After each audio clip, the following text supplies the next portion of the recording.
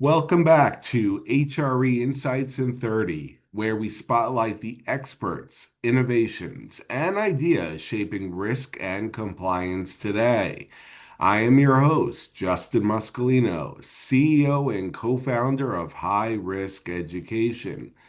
Today, we have a very special guest. I'm joined by someone whose career path offers a really unique perspective on financial crime and compliance.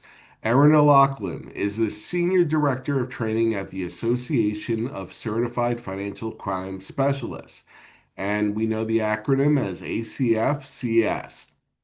Now, Erin brings years of experience from both the public and private sector, including time in U.S. intelligence.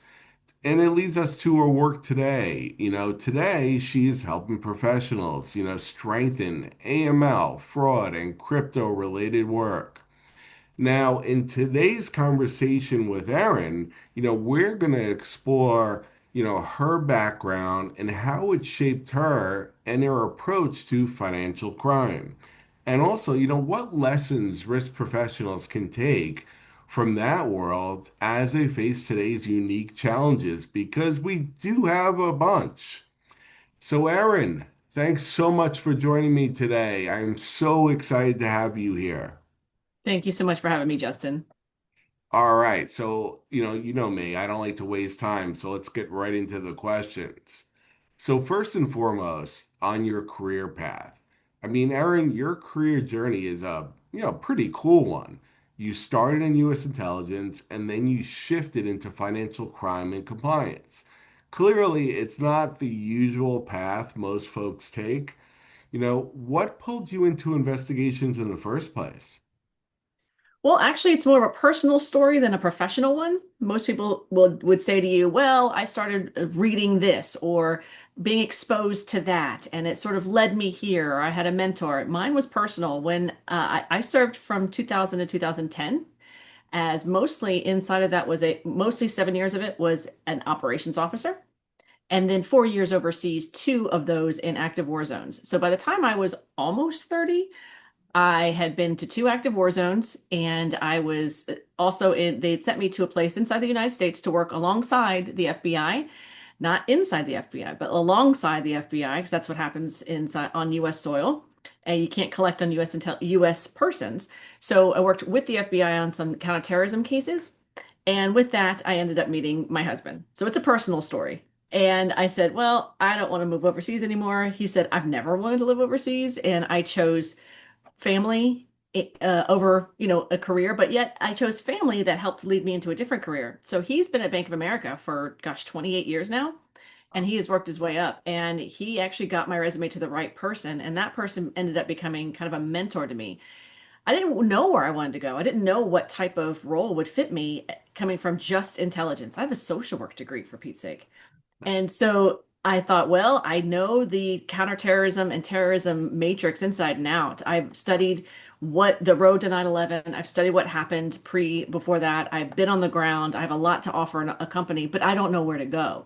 So then he offered, well, I know we didn't necessarily want to work in the same company, you're getting married, but it turned out really great because my resume got to a National Guard Marine. And he read my resume because I couldn't change it. It was approved. And once it was approved, I could not change it. He could read through it and said, "I know what this means. I want this person on my team because I'm forming a new group." And a lot of it is about the financial intelligence role. And she knows intelligence, so she can come in. And I told him, I need to learn the financial part of it. And then he became a mentor to me. And that's how I got my break. Oh, that's interesting. Love it. That really does explain like the lens you bring to compliance today. But more importantly, I want to talk to you about like what stuck with you from that experience, like your lessons learned. I imagine the intelligence work, it teaches you things you don't forget, especially, around analyzing under pressure. So when you moved into the private sector, what lessons carried over the most? Because I'm really curious on it. So I didn't actually start my career inside the agency as operations. I was Right. actually in what was then known as the Directorate of Administration. It doesn't exist anymore. But inside there was personnel security. I did background investigations on current agency employees where every 5 years we would have to go and re-up, they call it re-up, and get Mm. their clearances looked at, reviewed, the whole thing. Make sure everything's on the up and up, make sure they're all good. There's no financial vulnerabilities, problems, things like that. So in that, we learned the whole person concept. Mm. How do you actually look at, is this normal for this person? And with that does come a little bit of, hey, what are the finances that are involved in this person? Not necessarily looking at their bank accounts. We couldn't do that. It was a financial disclosure forms that we had to pull and then give to the adjudicator. So we had to look at all things called the whole person concept. What makes sense to that? And how does that equate to what we do now? Does this account make sense? The KYC of a particular account. And with that, you asked what lessons. And so I think the lesson would be never take anything at face value. Vetting is the key. This it translates over to investigations in the compliance industry. You're looking at what it says in your account. This person works at ABC textile companies. Well, then why is XYZ, crypto being sent to you constantly? Okay, well, maybe there's a reason for that. Maybe there's a jurisdiction where people can only pay in crypto, and you've decided that you can take crypto, that sort of thing. So you have to look at the whole person concept or even the whole business concept when it comes to financial crime. Oh, that's interesting. That makes a ton of sense. Even though the stakes are a little different, the discipline does really translate, which ties us into my next question regarding mindset. Investigators in the public sector and in compliance, they often, they approach problems differently, of course, common sense way of looking at it. But from your experience, how does that mindset really shift between the two worlds? Well, it doesn't that much, not Hmm. as much as one would think, which is pretty interesting. I think it's pretty interesting. So, first, in intelligence work, in order to know what information you need to know what groups of people you're going to go target to elicit said information. So, you're not just going to go man on the street interviews, right? If you have Hmm. a certain set of, they're called requirements. If you have a certain set of requirements or questions you need answers to, then you're going to go to a particular set of people that have said answers. So in order to do that, you must do a copious amount of open source research and not so open to say, who do I talk to? Then you say, how do I talk to them? Hmm. When you start to zero in on that person or the groups of people, you then need to find out their motivations, their desires, their vulnerabilities. And a similar tactic is taken in fin crime investigations. It's as I mentioned earlier, the whole person concept. What makes sense for the person I'm talking to as an intelligence officer? Does this make sense? Why are they discussing information that should be way above their pay grade? That's really weird. Is the same kind of question as why is this person depositing so much cash at multiple banking locations with zero explanation as to the origin of the cash? That's the KYC dilemma. So it actually doesn't differentiate very much at all. Again, it's the whole person concept. That might be a theme here for today's podcast. Very cool. I mean, that's a really unique perspective. Different angles, but at the end of the day, connecting the dots is always at the heart of it. And really speaking of that, we always hear like connect the dots when it comes to data, people, and even behaviors. But it's easier said than done.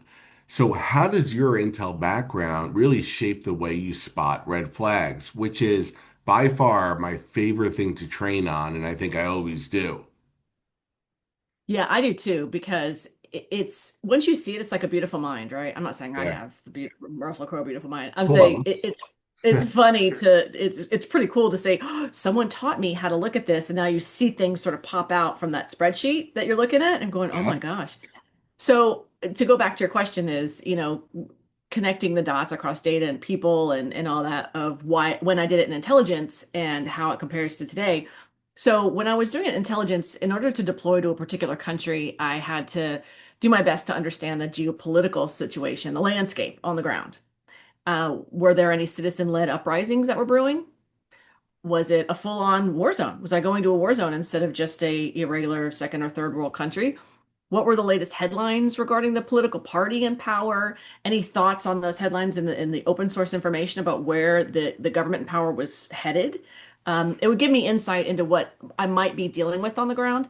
And the same thing applies when you're looking at accounts inside an FI. It's kind of weird, I know, but stick with me. So, what is the jurisdiction? of the particular accounts that you're looking at. Is it personal or is it business? It's kind of the same thing as what you're doing when you go to deploy overseas. Am I going to, like I mentioned, am I going to citizen-led uprising? Am I going to second world? Am I going to third world? Are the accounts personal or business?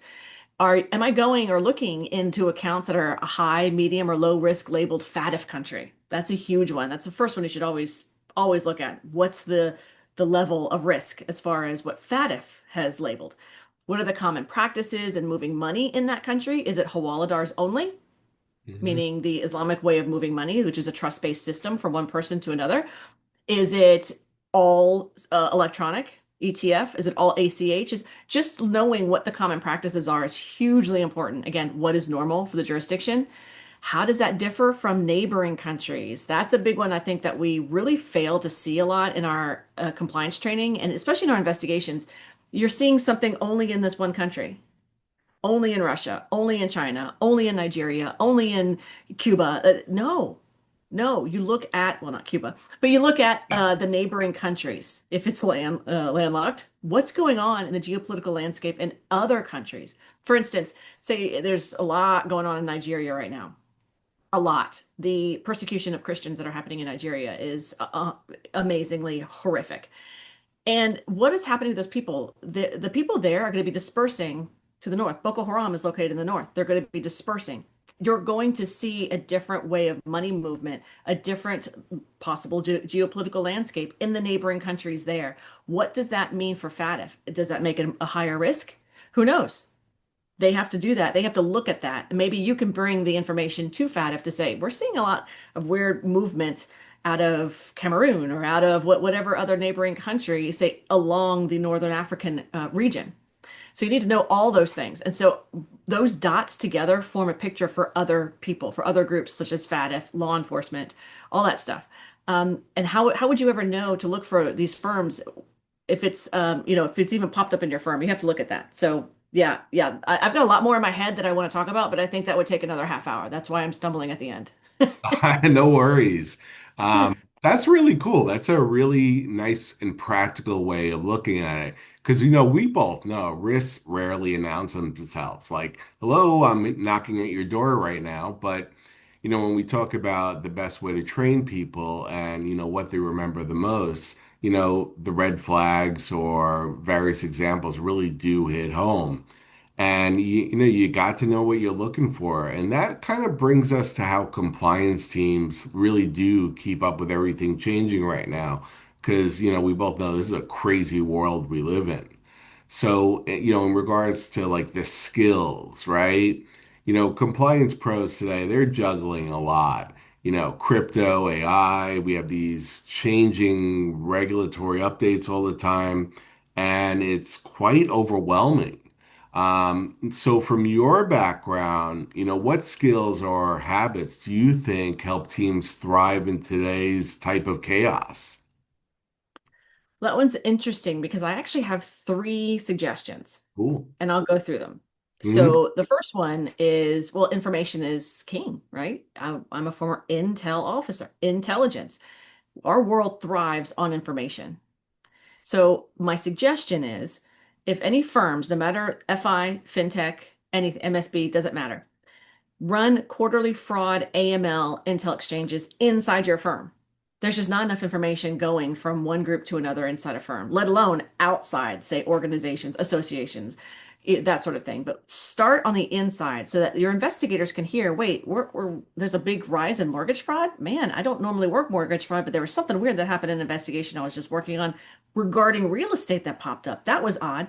Those types of things will really help investigators to know what's going on in the bigger picture. So you bring investigations leads together for just a 60-minute bottom line up front. That's what military does like to say, bluff, bottom line up front, driven share to compare emerging typologies. You talk about signals. You can talk about what kind of channels are being abused, meaning is it Zelle? Is it ACH? Is it wire? All those things, is it cash?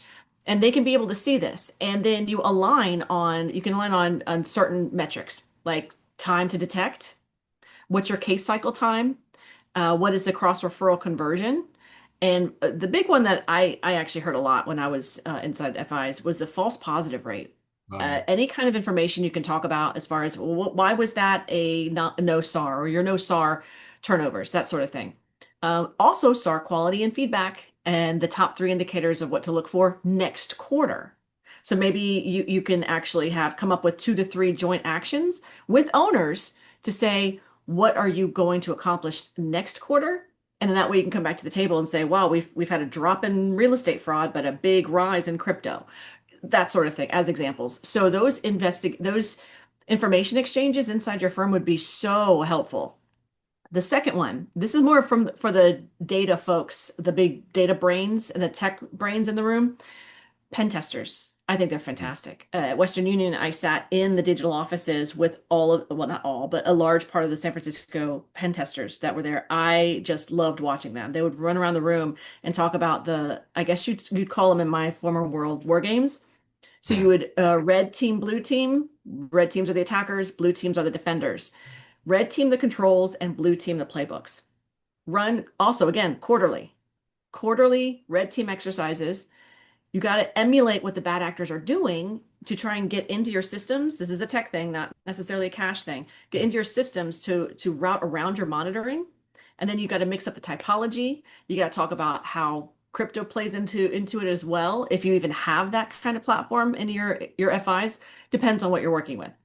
So this hardens the playbooks as well to say, hey, we know how to defend against attacks. And attacks are largely what we see how ATOs are involved in a lot of these frauds, the account takeovers. So you protect your technical system, your systems-based controls, then you might be seeing less fraud, as in ATOs and the others with the technical draining of accounts. Now, the third one that I recommend is this one's going to sound weird, but brief like an intelligence officer. So you've got these information groups that you're working with, both pen testers, the tech side of the house, as well as the investigators talking about their quarterly findings. Then you got to actually get that information up to management, right? That takes a special type of person to be able to translate this stuff. Produce a one-page decision brief on what you've discovered. Again, bottom line up front, bluff. You've got to be able to have your clears, do's, and don'ts options. And after any major cases or regulatory changes, you got to run short after action reviews. What we saw, what we missed, what will change, and update your standard operating procedures that very same week. Being able to brief like an intelligence officer, learn like a unit is what they like to say. Being able to brief that up is super important. You will actually start to see executive management, executive leadership hear you more, hear you better, and implement the changes that you want to see. Wow, I love it. I love those 3 points. It's really good advice. And, it's really something people could take back to their day jobs. Now, before we wrap up, I know you've also been working on something new at ACFCS. I mean, you've got a lot going on over there, young lady. And I know you've been working your butt off because Yeah. you're not returning my calls, my emails. This is the only way I can get you on. So I want That will every, what's that? that will all change in 2 weeks. All right. So, what's the latest? Well, Yes. what do we need to know? So on October 15th, we're launching a digital asset compliance specialization. Get your DAX in a row is what we like to joke about. So this has been since late spring. We put a task force together of crypto SMEs to help guide us on the content. There's three learning modules: beginning, which is foundations, intermediate, and advanced, to get your specialization in your digital asset compliance. You can do this through ACFCS web store. It will become live on October 15th. And you can get your foundations only. You don't have to actually get all three. You can buy foundations if you're not really interested in getting your specialization and you just want to know what the blockchain is, how it works, what I need to look out for in FIs, and I'm good. Just take that. Just know that you do need to have a pretest to, it's 10 questions to just a baseline where you are in your knowledge, and then you will jump into the course. However, if you just buy foundations, you won't have to take the pretest. For all three to get your specialization, you can test out a foundation. Say we've got some real intermediate to expert level folks who just want a badge to be a credential, a specialization, a badge to show and to improve their career and to go further. Then they can say, I don't want to take foundations. That's ridiculous. I've had 4 years at a crypto exchange. There will be a 10-question pretest to help you test out of foundations and you just move straight on into intermediate. You just take intermediate, about an approximate 3 hour course, and advanced is about an approximate 2 to 3 hour course as well, with a big capstone case study activity at the end to really get what you've learned into action. So that is a big, it's been most of my year, and I'm going to take some time off after it rolls out. Love it, Erin. Love it. Always. We also have two more that I'd like to Oh, show people no. or tell folks. We have a major 3 hour long detecting and understanding human trafficking learning module, survivor led. So a portion of this content was provided to us by a survivor. She's an advocate, survivor advocate in the industry about actually it happened when she was saved by a teller in a bank branch. This teller, she kept going into, she and her trafficker were going into the same place, and the teller finally realized something. So I got to get her away from him. And her manager and her, they pulled them apart, and they were able to finally get some conversation going with her. And she started seeing, maybe I am being seen. And the more that the teller started talking to her and realizing the signs that she was seeing in her own branch, she started saying, maybe I am worth saving and getting out of this situation. So she's now made it her life's work to educate the FI industry. So part of the module is her talking to we have a collaborators comment at the beginning, and a lot of psychology involved in this 3 hour long course. Who could be trafficked? Anyone. What industries are most vulnerable? It's not just for compliance officers, it's also for first line bank officers. It could also be for someone outside the industry. So take a crack at detecting and understanding human trafficking. It's also on our store, as well as combating the finances of fentanyl trafficking. That's about a 1.5 hour long course as well. But those are the three big things we've got going on. Awesome. And in regards to human trafficking, are you doing the awareness month in January again? Thank you for that. Yes, we're doing 7 webinars again. It was such a huge success back last January. I just did it on a whim to say I really want to do something for the National Human Trafficking Awareness Month, Anti-Human Trafficking Awareness Month, and I just want to do more than what we've been doing. And it just sort of grew. I had friends come to me say, I really want to, I heard you're doing this and I want to deliver this. I want to deliver that. And I just made room for them and said, uh-oh, okay, we do 2 every Tuesday. Mm. The first one being free for the community. I've got a couple of invites out to folks. I'm trying to get a very big name.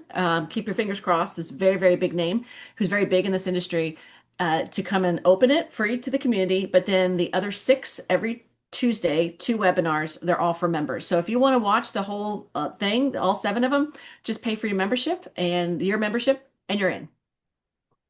Oh, awesome, man. Yeah, you do deserve a vacation now. You have had a lot going on. I'm tired. So, Erin, this has been an awesome conversation. Thank Thank you you. so much for joining. I mean, your journey, I definitely learned a lot more about you today. Um, Thank you. oh, definitely my pleasure. So, huge thank you to you for joining us today. And, for our listeners, this is exactly what HRE Insights in 30 is all about. Just short, sharp conversations with people who are, really shaping the future of risk and compliance. And, earlier in the conversation, you mentioned blockchain education. So, our next episode, we have a few members from the Blockchain Intelligence Group joining us. We'll continue to bring you like those fresh perspectives from experts across the industry.